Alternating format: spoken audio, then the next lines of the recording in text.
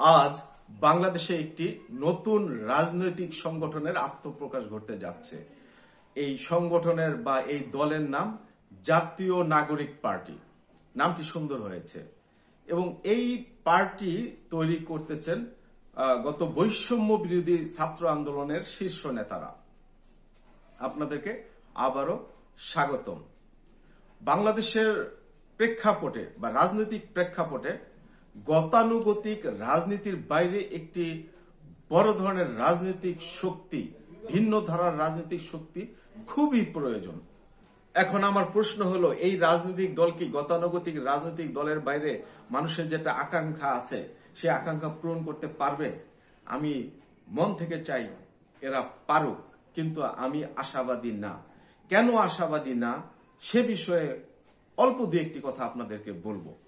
বাংলাদেশে একটি রাজনৈতিক দল পরিচালনা করতে শত শত কোটি টাকা দরকার। এই যে আজকের সংগঠন যে অনুষ্ঠান করতে যাচ্ছে, এখানেও কিন্তু কয়েক কোটি টাকা খরচ হবে। এই রাজনৈতিক দলে সবাই তরুণ, সবাই সদ্য পাশকৃত অথবা ছাত্র অথবা দুই একজন চাকরিতে প্রবেশ করেছেন। এই কোটি কোটি টাকা তারা কোথায় পাবেন? অন্যান্য বড় রাজনৈতিক দল যেমন বিএনপি, জামাতে ইসলামী, এখানে অনেক বড় বড় ব্যবসায়ী আছেন, বড় বড় ডোনার আছে যারা কোটি কোটি টাকা ডোনেশন দিয়ে থাকেন। আপনারা এই টাকাটা কোথায় পাবেন? আমি আপনাদেরকে একটু হিসাবটা দেখাই। আপনারা যেহেতু রাজনৈতিক দল গঠন করলেন, অবশ্যই জাতীয় সংসদ নির্বাচনে অংশগ্রহণ করবেন। ৩০০ আসনে ক্যান্ডিডেট দেওয়া কোনো ব্যাপার না, কিন্তু প্রতিটি আসনে কমপক্ষে ৫ কোটি টাকা দরকার নির্বাচনী খরচ। বিএনপি, জামাতে ইসলামীর এক একজন ক্যান্ডিডেট ৫ কোটি থেকে ৫০ কোটি টাকা খরচ করে থাকেন। হিসাবটা একটু দেখাচ্ছি আপনাদের। ধরুন একটি সংসদীয় আসনে কমপক্ষে ১০০টি কেন্দ্র বা ১০০টি ওয়ার্ড থাকে।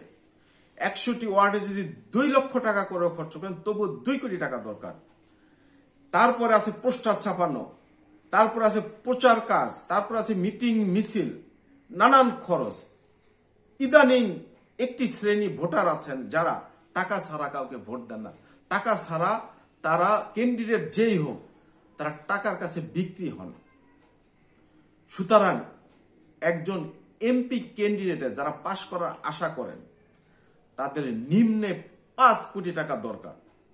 আপনারা এই টাকা কোথায় পাবেন ভাই?